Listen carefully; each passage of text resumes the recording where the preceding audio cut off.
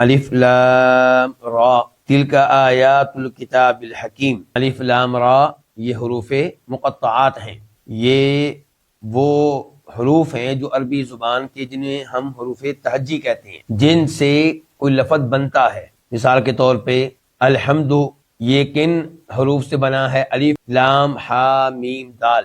تو انہیں عربی میں حروف مقطعات کہتے ہیں، ہم اردو میں حروف تہجی کہتے ہیں. تو یہ وہ والے حروف ہیں. ان کا معنی کیا ہے؟ ظاہر ہے کہ ان کا معنی نہیں ہوتا، لیکن یہ بے مقصد نہیں ہے. قرآن کریم میں کوئی چیز بے مقصد نہیں ہے.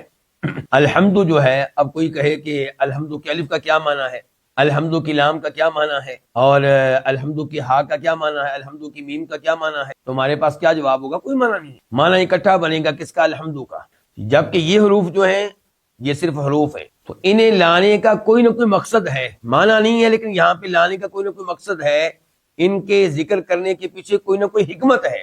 کیا حکمت ہے؟ اس بارے میں جو مشہور و معروف قول ہے اور مضبوط قول ہے وہ یہ کہ ان حروف کو لا کر پیغام دیا گیا ان لوگوں کو جو کہتے تھے کہ قرآن اللہ کا کلام نہیں بلکہ کسی بشر کا کلام ہے. ان کو پیغام دیا گیا کہ اگر یہ کسی بشر کا کلام ہے تو یہ کلام انہی حروف سے بنا ہے، انہی حروف سے مرکب ہے جن کو تم جانتے ہو، اور عربی کے تم بھی بڑے امام ماسٹر ہو، بڑے فصیح و بلیغ ہو، تو پھر تم بھی انسان ہو، تم بھی ایسا کلام بنا کر لے آؤ.